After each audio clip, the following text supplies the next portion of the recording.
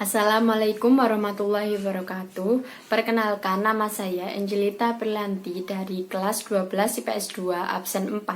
Kali ini saya akan menceritakan biografi salah satu pahlawan Indonesia, yaitu Opu Daeng Risaju. Opu Daeng Risaju. Opu Daeng Risaju ketika kecil dikenal dengan nama Famaya. Beliau dilahirkan di Palopo pada tahun 1880. Opu Daeng Risaju, anak dari Muhammad Abdullah Tubarengreng dengan Opu Daeng Mawelu.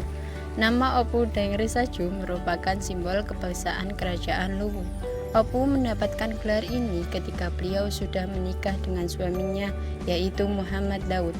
Walaupun beliau tidak pernah mendapatkan pendidikan formal seperti sekolah Belanda, Opu sejak kecil sudah banyak belajar tentang ilmu agama dan budaya.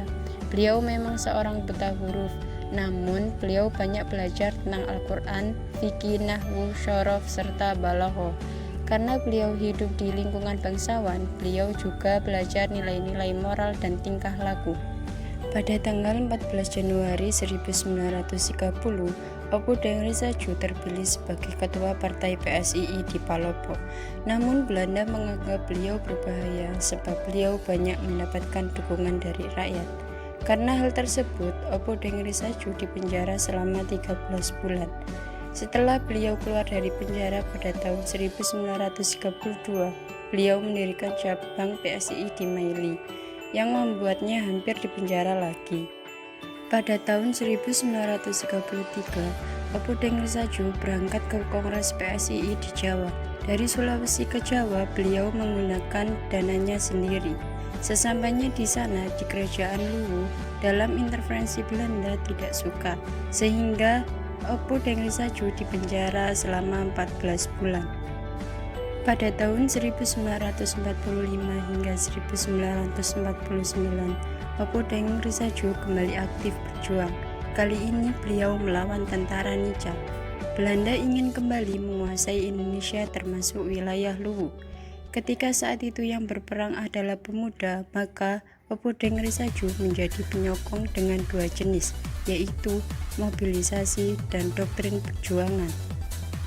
Hal ini menyebabkan beliau dikejar oleh Belanda, sehingga harus hidup berpindah-pindah. Namun beliau tertangkap pada saat di Lantoro. Lalu beliau dibawa ke Watopone dengan jarak 40 meter dengan berjalan kaki. Penjara Opung selalu berpindah-pindah dari Bone, Sengkang, dan Bajo. Dan selama di penjara beliau selalu disiksa hingga akhirnya beliau menjadi tuli. Namun pada akhirnya beliau dibebaskan. Pada tahun 1964, tanggal 10 Februari, Opu Daeng Risaju meninggal dunia dan dimakamkan di pemakaman Raja-Raja Logo di Palopo, namun tanpa upacara kehormatan seperti pahlawan pada umumnya. Namun pada tanggal 3 November 2006, akhirnya Opu Daeng Risaju dinobatkan sebagai pahlawan. Nilai-nilai yang dapat dipelajari dari Opu Daeng Risaju. Yang pertama, pantang menyerah.